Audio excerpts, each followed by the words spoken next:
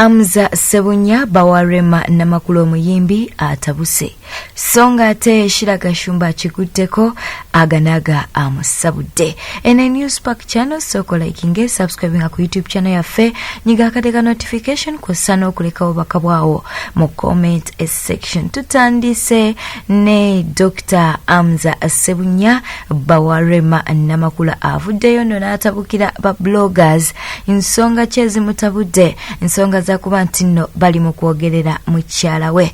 Kakati nno Rema Namakula we yabadde performinga munange waliwo eyamukubye ekifaananyi era ekifaananyi kyekyo kye tuli mu kukulaga awe nundi egisinga Rema Namakula tatera kuteekayo bifaananyi bifaananawo ebityo banga bifaananyi biraga engeri gye yakulamu emabega. Kakati oli yamubaziza ateera ekifaananyi ekitandika okuba nti no kitambuzibwa ku mutimbagano buli omu nga ayogera bibye. Banji abavuddeyo ne basabula Rema Namakula naye nga nze ndabe okusinziira ku kifaananyi kino Rema Namakula ali fine naye munanga abantu buli omu ayina endowooza ye. Kino nno kyekijjeyo omwami Dr. Hamza Sebunya n'atabuka. Kakati n'omusango yagutadde ku ba bloggers abakenzo agambye nti Eddie Kenzo bloggers muswadde my wife is beautiful era munanga ayina Nash. Okitegedde Nash tuba tutegeeza emabega eyo okitegedde nno housing eyo. Kakati nno bwate bwavuddeyo n'ategeeza ebyo nabyo webitewe biri erudda eyo. Tugenzeko ewa Sheila Gashumba olutalo nno yalwereetedde yalwetandikidde gye binaggweera ffe katulinde tujja kubeera nga tugakuwa nga bwe tugafuna. Munange Sheila Gashumba yavuddeyo olutalo no yalutandise na kayz n'agamba nti no kayz yakula alaba kigenyagenya emizannyo egyo n'ayogera ku local content. Kakati buli muntu atandise okuvayo ng'asabula Sheila Gashumba. Muba musabudde nno kwe kuli Aganaga. Aganaga asabudde Sheila Gashumba amugambye atya? Avuddeyo n'amugamba nti weepanka nnyo ate ng'oli kakazi kabi nnyo. Oyo ye Aganaga. Weepanka nnyo obubaka nno abadde abuwa Sheila Gashumba agambye nti weepanka nnyo ate nga oli akakazi kabi nnyo. Ffe ba bad character katukugambeko kitaawo alabika akutya. Everything on you is fake. N'agamba nti kebera webityo genda maaso n'okuba nti nno osoma mukwano emabega walinga obugaati obw'ebitaano olinga akasumuluzo ka tooyi. Bannange Aganaga avuddeyo n'asabula Sheila Gashumba. Katulinde Sheila Gashumba kyanaddamu naye nga luno olutalo ddo yalwetankuulidde. Eyo nno nga tuvuddeyo Navio naye bamusabudde. Bannayuganda bo basabula. Navio yagenze n'ateekayo obubaka ku Facebook ng'abuuza nti kati mwagala concert next year? Ng'abuuza bafaani be mbu kati mwagala concert next year? Ne wavaayo bafaani we obaani eyavuddeyo n'amusabula. Yamugambye atya? Tubikuwanga we tubifuna wano ku News Spark channel. Yavuddeyo n'amugamba nti nga ne music tewali tunayimba ki? Bw'ate bwe yamugambye. Nga omanyi abayimbi nabo kati bayiga okuba nti no baddamu abantu. Navio yavuddeyo n'amugamba nti ennyimba za luzungu nnyo ate nga bwe ndaba olabika tomanyi luzungu. Ebyo nabyo webitewe biri erudda eyo. Nga tuvuddeyo katukutwale ku lutalo luno oluli ku TikTok ate nga lugenze ne ku Facebook. Olutalo luno nno luli wakati wa Jalia ne Pressure. Ndowooza abasinga mumanyi Pressure. Tavumye yereka atyo. Kakati nno olutalo lutabuse sigenda kulwogerera kambeere nti nno nkuwa videos zino naawe olutalo luno obeere nti nno mukwano olutegeera bulungi. Jalia Walda watandise olutalo lwotagenda kusobola. Wavudde eno njogerera bubi ku live zo. Oyagala osole brand yange nga siina kye nakukola mbunze nsirike lwakuba oli mugagga. Sirya ku ssente zo toddangamu kummanyira. Ate buli content creator Omunayuganda akola ne Jalia okuva n'olwaliro cancel your contract n'oyo omukazi. Ensonga yiino lwaki? Okay, kasito kitegedde nti kati nsobola okusiba. Okitegedde kati gikole video endala. Nkukakasa pressure. Gikwate oyiseemu erinnya lyange ng'onvuma ng'ebyo by'ovuma abantu. Ojja kufa tozzeemu kulaba bulamu bwa nsi ng'oli happy. Nkikusuubizza. Jalia togenda kummanyira nze.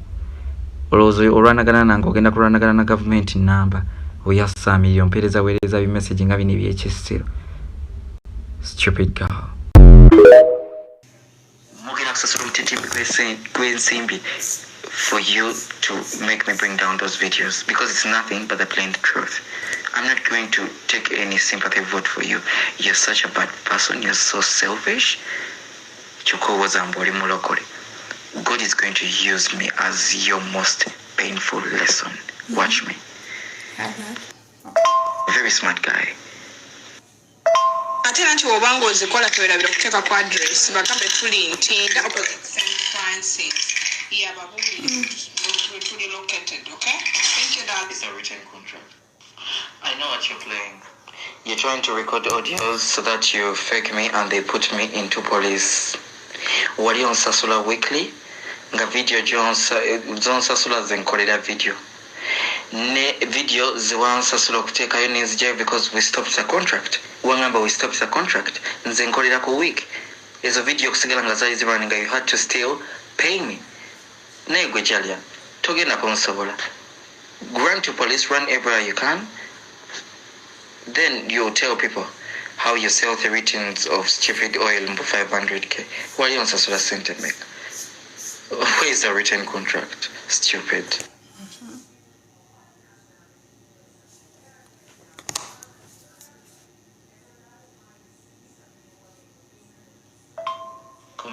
Ate kati kino nkikuwonize. Actually, I've changed my mind. Gezo nvume. Ekyo nkikugambye. Gezo nvumye. Nkolera video ng'onvuma pressure. Ngenda kulagako. Gezo nvumire ku internet. This is the last audio. Geza. Nyoko. Okay, kasito kitegedde. Ate kati kino nkikuwonize. Actually, Girl, you're pushing over n'obuzanyo bw'ozanya. I know those games. Nakuvumye ku live geno neyanyiza recording. Oziweeyo. Nakuvumye. Obagayo muno omwana yanvumye bampisa musibe emyaka 10. Omanyi mwasamirira nnyo. Tula. Uganda see yamwe. Sit and abuse. Just because I know more center of tono. Don't manipulate people. You could never even. This is the US. We don't have suku for phones. No, my darling. We work and everything we get, we're supposed to work for it. You understand? No, let me tell you something. You always have to address something when something is going on. And then you keep quiet. That's what I always do. Sometimes I don't have to keep quiet and let everything go. Because you know what? I have a business. Kati, that was after the live. Let him sit down as he does to other people. Akole video. Vume. Because I offered him money, and when I refused to buy him a phone, you know what he did? He removed the videos. Then Mubuza, why did you remove the videos? That I paid for them. Mumanyoko and everything. Mugemas. I work so hard for my money. Togena kujano tandiko kuisatisa.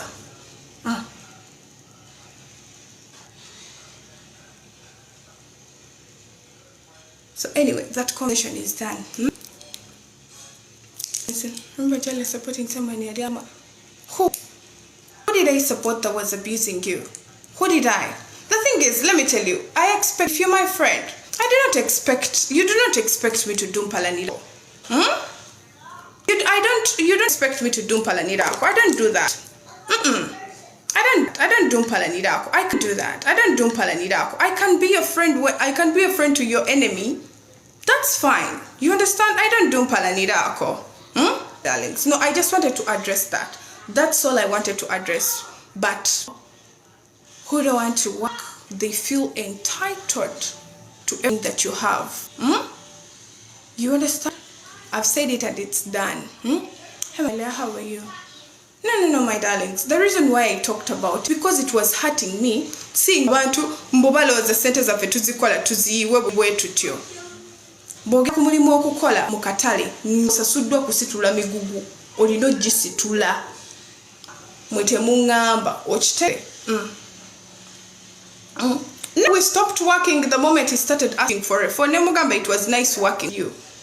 The moment he started asking the phone, I was like, it's nice working with you. That's done. That's done. So anyway, guys, ready and go to work because I have a lot of orders to do. No, my darlings, I don't have jobs. My